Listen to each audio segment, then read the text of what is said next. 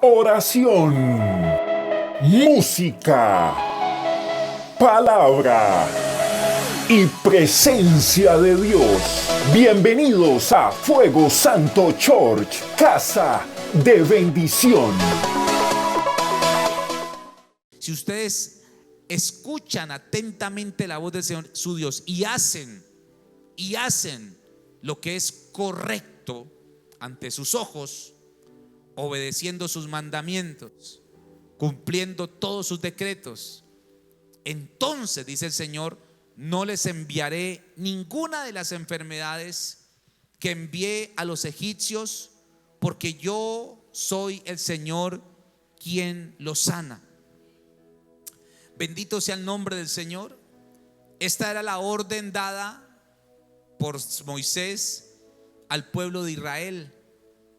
Pero resulta, no sé si alguien me puede decir algo al respecto, que esto era para Israel. E Israel tenía que cumplir todo lo que dice allí. Si ustedes obedecen mis mandamientos, si cumplen todos mis decretos, que son 603 mandamientos, entonces decía el Señor, no les voy a enviar ninguna enfermedad. Pero vuelvo al punto, tenían que cumplir 603 mandamientos. Usted a duras penas no sabemos los 10 de la Iglesia Católica, ¿no? El primero,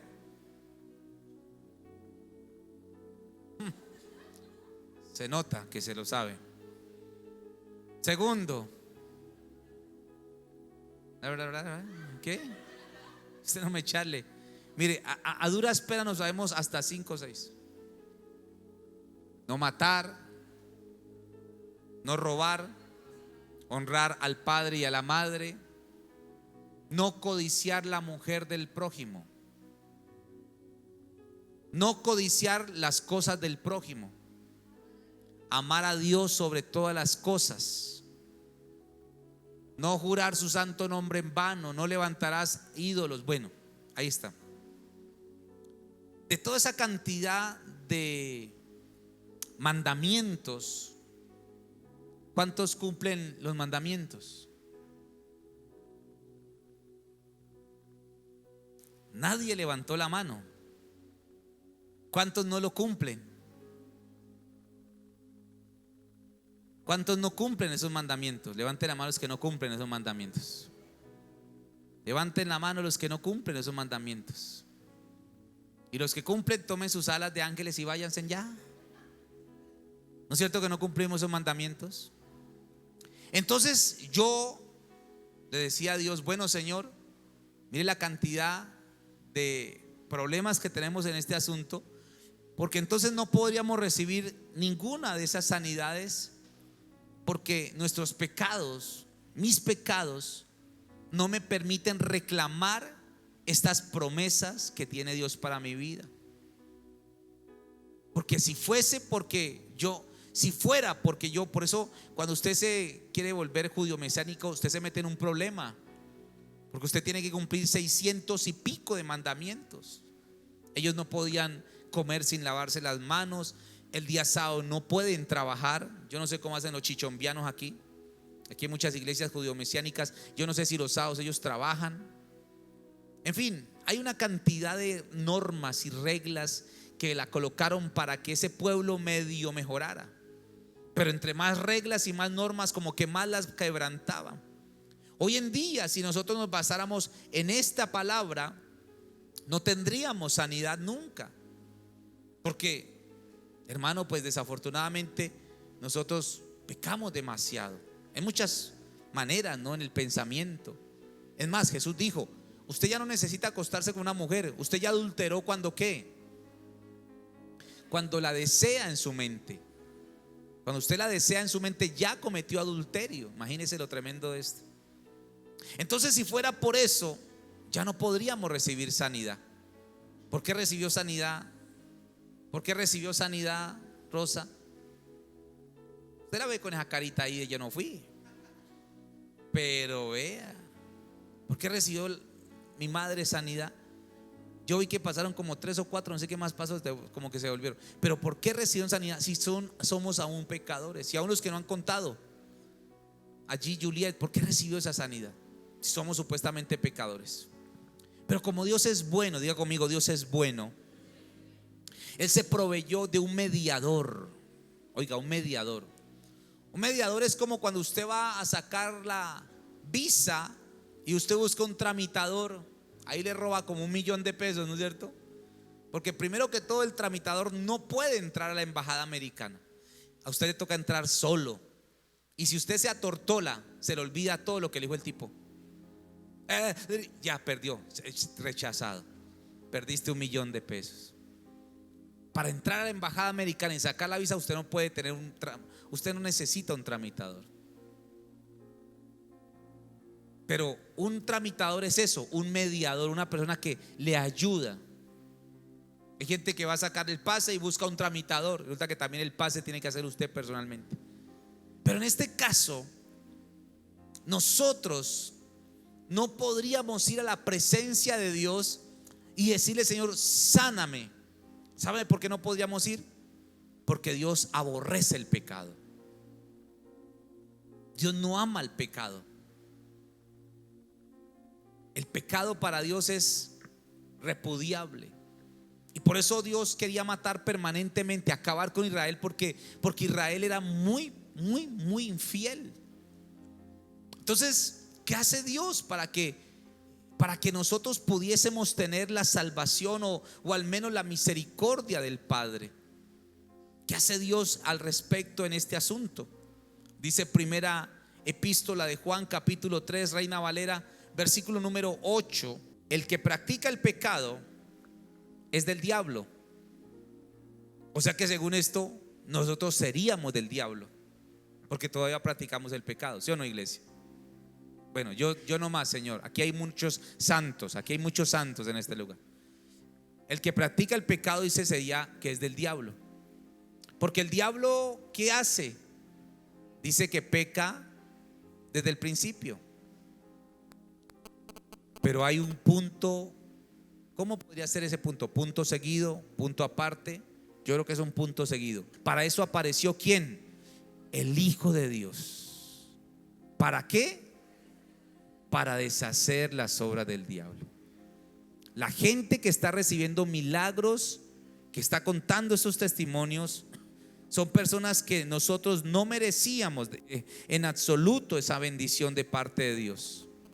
Pero dice la palabra que para eso apareció el Hijo de Dios. ¿El Hijo de Dios para qué apareció? Para deshacer las obras que el diablo hace para juzgarnos, para destruirnos. Entonces empezamos a ver un plan eterno de Dios que muchas veces se nos olvida, mis amadas y mis amados ministros.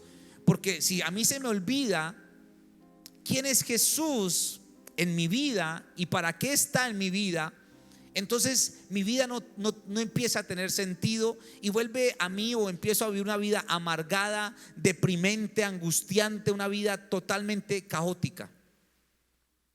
Y dice la palabra, si usted lee Isaías 53, yo voy a leerlo en la Nueva Traducción Viviente, el versículo número 4 en adelante, vamos a darnos cuenta de este plan tan maravilloso de Dios, que si no fuera por ese plan tan divino, entonces nosotros no tendríamos sanidades, no tendríamos liberaciones, no tendríamos milagros de parte de Dios. Dice la Biblia: sin embargo, fueron, ¿qué cosa, iglesia? Nuestras debilidades. Mi debilidad.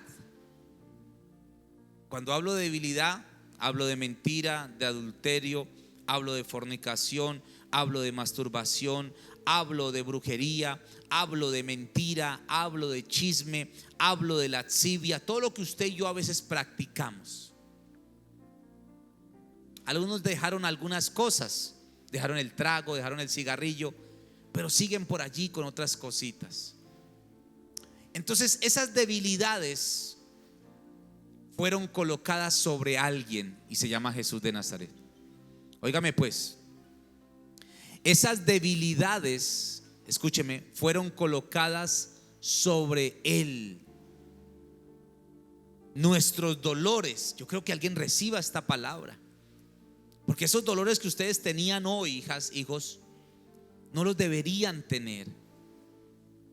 Por diferentes motivos no los deberían tener. Y uno de ellos es porque esos dolores, los que yo sentía o los que yo debía sentir, fueron los que cayeron sobre Él y lo agobiaron. Pero nosotros pensamos, dice Isaías, pero nosotros pensamos que esas dificultades que Él vivió eran un castigo de Dios sobre Jesús. Jesús murió porque tenía pecado. Jesús murió en el madero porque cometió un error. Eso pensaba, dice Isaías, eso pensaba la gente, que Él murió por un castigo de sus propios pecados. Versículo 5 dice, pero, y ese pero cambia todo, pero Él fue traspasado por mis rebeliones y aplastado por mis pecados, o por nuestros pecados, lo que dice allí. Entonces mire por qué Él sufrió lo que no tenía que sufrir. Y dice que Él fue golpeado para que nosotros estuviéramos como en paz. Fue latigado, 40 y pico de latigazos, para que nosotros pudiéramos ser sanos. Que a alguien se le revele esto en esta noche, porque muchos no, al leer Isaías 53 no entienden la magnitud, la gloria de este mensaje tan poderoso. Y es que Jesús no merecía absolutamente nada de lo que vivió. Él no merecía sufrir lo que sufrió allí en la cruz del Calvario. Pero el versículo 6 dice: todos nosotros nos hemos extraviado como ovejas, hemos dejado los caminos de Dios para seguir los nuestros. Sin embargo, el Señor puso sobre Él los pecados de todos nosotros. ¿Cuántos han sido fiadores aquí? ¿Alguna vez alguien fue fiador de alguien? Levante las manos que fueron fiadores. Ok. ¿Cuántos de ustedes necesitaron un fiador y alguien fue un fiador suyo? Levante las manos que tuvieron un fiador. Alguien que tuvo un fiador. ¿Y cuántos de ustedes no pudieron pagar la deuda y le cayó la deuda al fiador? En este caso, un embargo. ¿Cuántos están en datacrédito porque el marido le dijo: métase a la deuda, que yo le pago la cuota? Pero ¿usted sabe lo que pasó? ¿Y cómo voy a pagar si no tengo plata? Y en esa rabia que le dio, la dejó endeudada. No pagó 3-4 meses, dejó de pagar un año. Le llegó la carta judicial y está hoy en datacrédito porque no pagó la deuda. Eso es un fiador, una persona que le toca pagar lo que no se ha comido. Por eso la Biblia dice que nosotros no deberíamos ser fiadores de nadie. ¿Sabe qué eso dice la Biblia? La Biblia habla que nosotros no deberíamos ser fiadores de nadie. Y hoy en día pues peor, porque hasta por un teléfono celular usted puede quedar reportado en datacrédito. Y usted queda reportado en datacrédito y ningún banco le presta. Usted entra a Home Center, su número de cédula para una tarjeta, y usted: no, ya tengo. Mentiras. Está reportada en datacrédito. Eso es lo que hizo Jesús. Está pagando, o pagó, todo el mal que usted y yo tendríamos que haber pagado. Mire cómo es de bueno Dios. Mire cómo es de poderoso Dios. Cuando yo logro entender este plan, porque dice que es un plan. El versículo 10 dice, en el versículo 9 dice: en él, en el 9, en él no había él no había hecho nada malo. Mire, Jesús jamás había engañado a nadie. Jesús no había hecho alguna cosa indebida. pero dice que fue enterrado como un criminal. Fue puesto en la tumba de un hombre rico. Y el versículo dice, el 10 dice, formaba parte del buen plan del Señor. El plan de Dios, ¿cuál era? Aplastarlo y causarle dolor. Sin embargo, cuando su vida fue entregada como una ofrenda por nuestro pecado, él tendría muchos descendientes y disfrutará de una larga vida, y en sus manos el buen plan del Señor prosperará. Mire lo poderoso de esto, amada iglesia.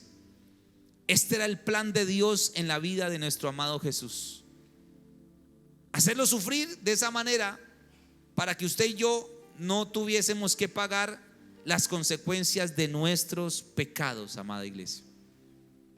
¿Cuántos están aquí, mis amados ministros? ¿Pero qué logró esto? ¿O por qué hizo esto? Versículo 11. Y cuando vea todo lo que se logró mediante su angustia, quedará satisfecho, y a causa de lo que sufrió, ¿alguien está leyendo conmigo o no, iglesia? A causa de lo que sufrió, ¿qué va a pasar? Hará posible que muchos sean contados entre los justos. Bendito sea el nombre del Señor. Escúcheme, todos los pecados que nosotros hemos cometido, todos los errores que hemos cometido permanentemente, fueron abolidos por un hombre llamado Jesús de Nazaret, el Hijo de Dios, que fue quebrado, que fue desbaratado, que fue aplastado, para que todo el dolor que nosotros merecíamos cayera sobre Jesús, porque Él cargará con todos los pecados de ellos. Que a alguien se le revele en esta noche esta palabra en el nombre de Jesús, porque al volverse un sacrificio vivo, Él obtuvo algo. Versículo 12: yo le rendiré los honores. Mire lo que dice el Padre: yo le rendiré los honores de un soldado victorioso, porque se expuso a la muerte, fue contado entre los rebeldes, cargó con los pecados de muchos e intercedió por los transgresores. Es necesario que la iglesia entienda que nosotros no deberíamos, nos enfermamos, pero el poder de la palabra y el poder de Dios en mi vida me va a traer sanidad. Por eso le coloqué a este sermón: profetiza, hijo de hombre. Profetiza, hijo de hombre. Pero ¿cómo voy a profetizar algo que yo no tengo revelación de por qué lo digo? Es como cuando usted se pone a alegar por alguien y esa persona tiene la culpa, y dicen: pues usted sí sabe, si se da cuenta que ella sí tiene la culpa. Sí la tiene. Aquí está el video, mire, ella hizo el daño. No sabía. Usted se puso de abogado por un culpable cuando no tenía por qué hacerlo. Pero cuando usted sabe que hay un Dios sobrenatural que ya pagó por nosotros en la cruz del Calvario, escúcheme, usted se le para al diablo y dice: usted a mí no me toca más. Usted a mí no me toca más. Y suelta la palabra con tanta autoridad que sabe que va a hacer el diablo, y dice: este se dio cuenta de lo que hizo su papá en la cruz del Calvario. Porque hay mucha gente que no sabe lo que Jesús hizo. Es más, mucha gente piensa que Jesús es un profeta, o que Jesús es un iniciado. No, Jesús es el Hijo de Dios, es el Cordero de Dios que quita el pecado del mundo. Por eso Juan el Bautista dijo: he ahí el Cordero de Dios que quita el pecado del mundo. A Él deben seguirle. Dios mío, alguien que entienda esto. ¿Sabe? Por eso es que nosotros no experimentamos los milagros del Padre, porque todo lo que hacemos lo hacemos a nuestra manera, lo hacemos como nosotros queremos. Un día Moisés quiso cambiar el maltrato que había en su casa, en su pueblo. Él salió, dice que él era príncipe de Egipto, pero él salió a ver a los hebreos porque ya le habían contado que él era un hebreo también. Y él estaba por allí mirando la situación cuando vio que un egipcio le pegaba a un hebreo, lo maltrataba. Y él volteó a mirar para un lado, él volteó a mirar para otro. Dice por allá el libro de Éxodo capítulo 2 que él miró para todos lados. A mí me llamó la atención cuando el versículo 12 dice: entonces Moisés miró. Éxodo 2:12 dice en Nueva Traducción Viviente: entonces él miró para todos lados a ver si nadie lo veía y mató al egipcio. Mató al egipcio y escondió el cuerpo en la arena. Al día siguiente se encontró con unos hermanos de él que estaban discutiendo. Esos egipcios, esos israelitas están discutiendo, esos hebreos. Y él se arrima porque él ya había hecho algo ayer. Había matado a ese tipo que estaba haciendo daño. Y ve a esos dos peleando y dice: oiga, ustedes, ¿por qué pelean? Perdónense. Empieza él: no, ámense, tengan misericordia. Y uno le dice: ¿y qué? ¿Me vas a matar como mataste ayer al egipcio? ¡Ja! Él no se había dado cuenta que a él lo habían visto. ¿Usted no ha notado que usted, entre más se quiere esconder, más lo pillan? Ay, ¿alguien está aquí? Que vámonos para allá, papá. Bien lejos. Y allá, hola, ¿y qué anda? Lo pillaron, papi. Tremendo, ¿no es cierto, amada iglesia? Y Moisés quiso hacer las cosas a su manera. Muchos de los que estamos en este lugar, mi amada y preciosa iglesia, hemos querido hacer las cosas a nuestra manera. Entonces Moisés pensaba que liberar al pueblo de Israel era de esa manera, matando a los egipcios. Que si mataba a un egipcio, el pueblo iba a ser libre. Pero resulta que Faraón se dio cuenta del asunto. Y, amada iglesia, ¿sabe qué pasó? Dice que lo desterró de la tierra de Egipto. Abraham y Sara quisieron hacer las cosas a su manera. Ya habían recibido la promesa. Es que este es el punto a donde los quiero llevar. Cada uno de ustedes ha recibido una promesa divina de Dios. Él les dijo: lo voy a sanar. Él te dijo: no te preocupes, ya viene. No te preocupes, voy a hacer esto contigo. Te traje a esta tierra porque aquí te voy a bendecir. No te aflijas porque yo estoy contigo. Yo soy tu pastor. Y usted recibe la palabra, pero hoy en esa desesperación de hacer las cosas a su manera. Abraham, vete de la tierra de Ur, porque te voy a entregar toda esta tierra. Y esta tierra será posesión tuya y de tu descendencia, y vas a ser padre de multitudes. Y Abraham dijo, como usted dice: amén. Sí, dijo Abraham. Pero empezaron 1 año, 2 años, 10 años, y Abraham ya estaba prosperando. Abraham entrenó a 300 hombres en su aldea, en su finca, y entrenó gente para que hablara como él, para que pensara como él, para que luchara como él. 20 años y nada, que pasaba nada. Y ya Abraham empezó a dudar y dijo: bueno, Señor, ¿y entonces dónde está mi promesa? Así como usted, cuando se desespera porque no ve la promesa. Y la viejita de 90 años le dijo: mijo, aquí no pasa nada. Aquí lo que toca es buscar un plan B. Agar, venga mija, venga mijita. Y viene esa muchacha de 21 años, flor de piel, y dice: vea, hágale un hijo a la niña, que yo hago de cuenta que es mío. No, mi amor, ¿cómo se le ocurre? Mírela. Bueno, tocará. Y lo hicieron a su manera. La manera de nosotros daña la manera de Dios. Yo siempre la embarro cuando hago las cosas a mi manera. Siempre la embarro. Y usted sabe las consecuencias. Después de 24 años, 25 años, ese muchachito fue el problema de Abraham. Porque después esa mujer, Agar, le sacaba a relucir ese peladito. Hola, estéril, aquí está mi niño. Este sí, este es el heredero de toda esta mansión de mi señor Abraham. Ay, Dios mío. Hasta que pudo creer Sara. Después de 25 años pudo creer en la promesa. Pero ya habían pasado 25 años y un muchacho en medio. Lo hicieron a la manera de Dios, aunque se le hubiera demorado el tiempo. Dios no se ha demorado, iglesia. Yo se lo voy a repetir. Dios no se ha demorado. Es usted que no ha creído.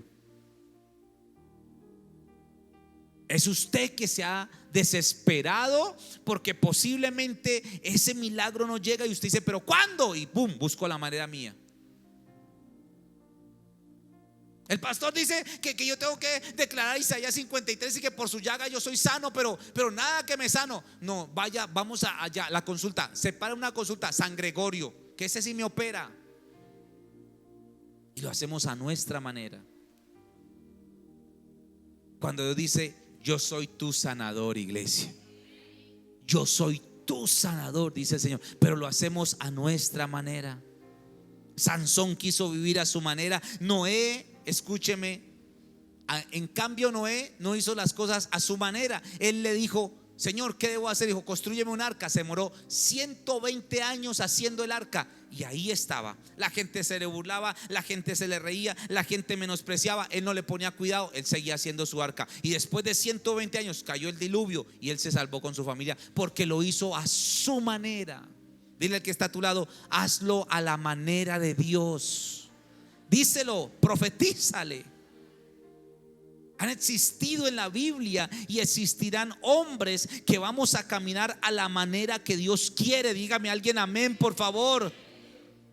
Tenemos que caminar como Él quiere, como Él desea que pensemos, como Él desea que actuemos. Yo sé que es difícil. Dios mío, es difícil. ¿Por qué? Porque Israel, escúcheme, ellos veían las otras naciones que tenían un rey y ellos tenían de rey a un profeta. No, es que ese Samuel, hermano. No, es que si tuviéramos un rey como los cananeos o como los filisteos, nosotros tendríamos armas, tendríamos caballos de guerra. El profeta decía, Señor, ¿qué hay que hacer? Y el Señor le decía al profeta, hay que hacer esto, esto y esto.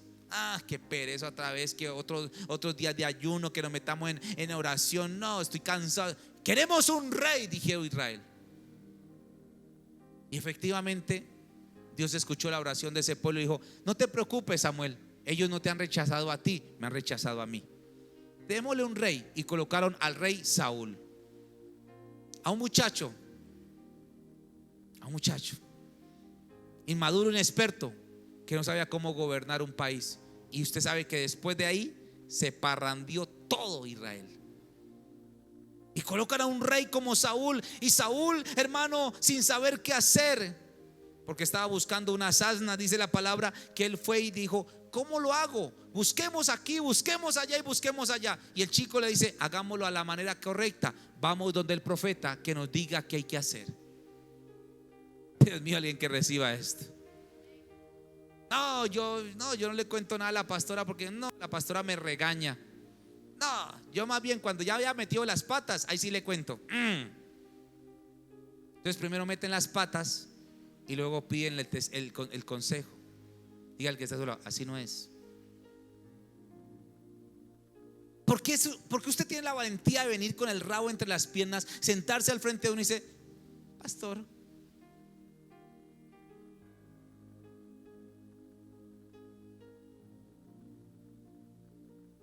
¿y por qué no me dijo, pastor, el viernes me voy a ir a meter por allá con el Lucho a un rastrojo por allá, una finca y por allá? ¿Por qué no capaz de decir ¿por qué no fue capaz de decir que se iba a meter a un motel? ¿Por qué no fue capaz de decir, pastor, vea, o escribir, pastor, vea, ore por mí que me voy a meter a un motel?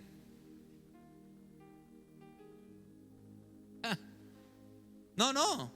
Cuando ya estaba embarazada y cuando ya la dejó tirada, ahí sí, pastor, es que si le contara, pastor, ay sí. Porque hacemos las cosas a nuestra manera, iglesia amada. Pero no, es que como usted tiene el cartón de doctor, de licenciado, de profesional, o el cartón de la vida, ¿no? Que ha pasado por 57 millones de relaciones y usted piensa que las sabe todas y comete los mismos errores. Y está aquí, dice, eligieron al rey. Yo quiero tener plata, pastor, yo quiero ser bendecido, por eso estoy haciendo negocios. Gloria a Dios. ¿Y qué negocios? Negocios a tu manera. tus negocios. Pero nunca le dijiste a Dios: Señor, ¿cómo hago para conseguir plata? ¿Cómo logro salir de esta crisis financiera? Pero el Señor te dice: diezma. No, en serio. Tu plata, hermano. Ofrenda. No venga a charlar aquí. Sacar la plata a mí. Siembra. No. Entonces plata, no estar dándola. La manera de Dios es tan fácil. Dad y qué, y se os dará. Siembra. Y esa es la manera de Dios para hacer dinero. Usted pone su proyecto en las manos de Dios y usted diezma su proyecto, Dios ahí la empieza a bendecir enormemente. Pero no, esa es la manera de Dios, no es la suya. Por eso muchos no dicen amén, porque no saben qué es eso y no quieren hacer eso. A su manera es siembra, diezmo, semilla. Él quiere bendecirte, pero como es a tu manera. Él quiere corregir al pueblo. Elí quiso hacer las cosas a su manera y toda la familia murió porque no querían hacerlo a la manera de Dios. Pablo y Silas estaban en la cárcel, pero hicieron las cosas a la manera de Dios. Venga, hey, acá le digo una cosita. Venga, guachimán, venga. Vea, moradito ahí, déjeme salir. No, el billete de morado no sirvió ni el verde. Allá los mandaron a la cárcel. Usted lo para un guardia y le pide papeles, y usted sabe en papeles, ¿qué hace? Le digo: arreglemos. Tome para la gaseosita, pero colóquelo en los papeles. Ah, bueno, la gente, a la manera suya. Ok, usted salió de ese problema, pero fue a su manera. Y como hacemos las cosas a nuestra manera, nunca vemos la mano de Dios. Recuerdo estábamos en pandemia y salí yo en la camioneta y yo iba a tanquear, no sé qué iba a hacer por allí, y me metí por la Simón Bolívar, iba allá a la Terpel al frente de la Sijín, cuando pino un guarda me paró. Yo estaba ya en la bomba tanqueando. Yo no me acordaba que estaba en pico y placa. Me dice: está en pico y placa, te va a multar. Ah, bueno. Saqué el carro, lo coloqué al frente. Yo miré la billetera y miré a Dios. Le dije: ok, colócame la multa. Yo la embarré, no me acordé que estaba en pico y placa. Ah, bueno, ¿qué haces, ve? Me dijo el guarda. No, pues yo soy pastor y ay, ¿qué iglesia? Fuego Santo. Ah, ya. ¿Qué? ¿Dónde está? No, pues hay una por ahí en Orquídeas, por allá. Es más, estamos hasta repartiendo almuerzo, le dije, en ese tiempo que estábamos repartiendo almuerzo. Le dijo: ¿verdad? Y dije: sí, yo también tengo una fundación. Le digo: ¿en serio? ¿Y cómo se llama? Y me dijo el nombre. ¿Y qué das? Y me dijo: tata, y ayuda a los futbolistas. Uy, qué chévere. Nosotros también se llama Fundación 5 Panes y 2 Peces. Dame tu número telefónico y ahí estamos charlando. Al final no me cobró la multa. Me dijo: andate pues. Y yo: ¿en serio? No, andate, que porque vos sos de los míos. Andate. Yo: ah, bueno, gloria a Dios. Él me dio la tarjeta y yo leí mi tarjeta. Pero les hice las cosas a la manera de Dios. Yo podía haber dado un billete de 20, de 50 y listo, se salva uno de la multa. Pero ¿a cuánto le queda la conciencia que usted sabe que sobornó a alguien? Los que sobornan, digan amén.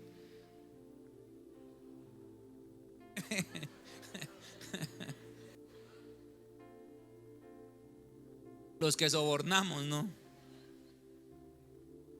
Escúcheme, amada iglesia.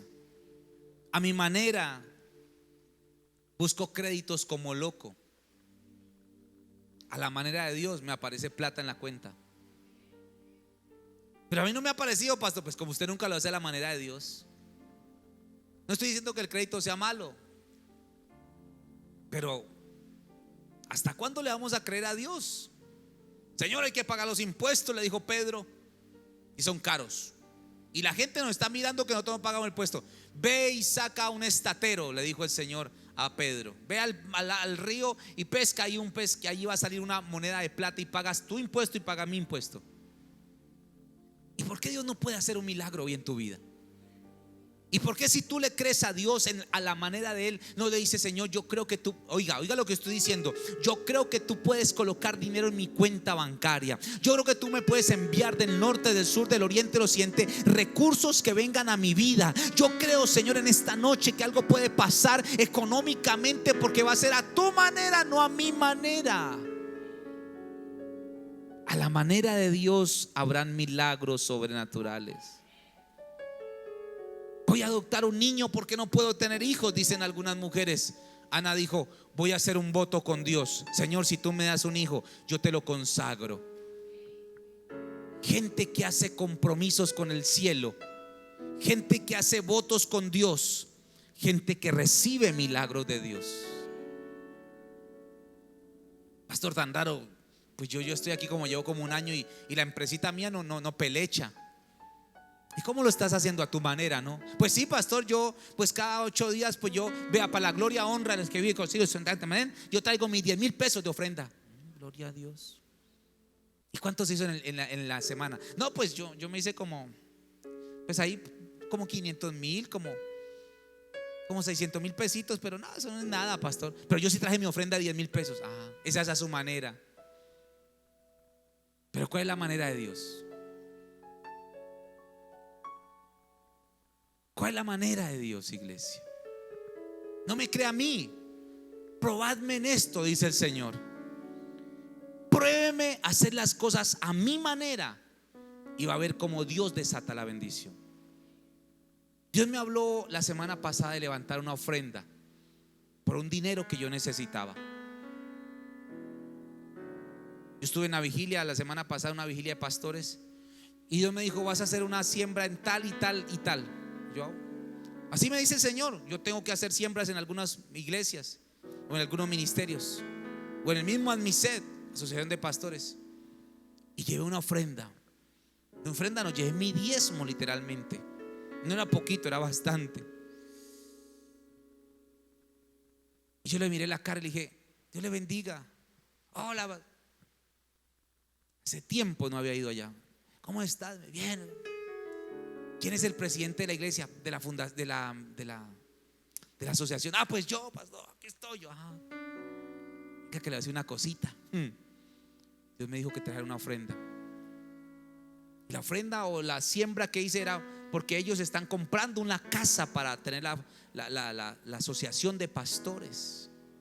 Y él me dijo el Señor que fuera a hacer eso allá. Ni les quiero contar el milagro que tuve antier económicamente. Ni les quiero contar, porque ustedes se van a sorprender, hermano. Dios está haciendo cosas extraordinarias.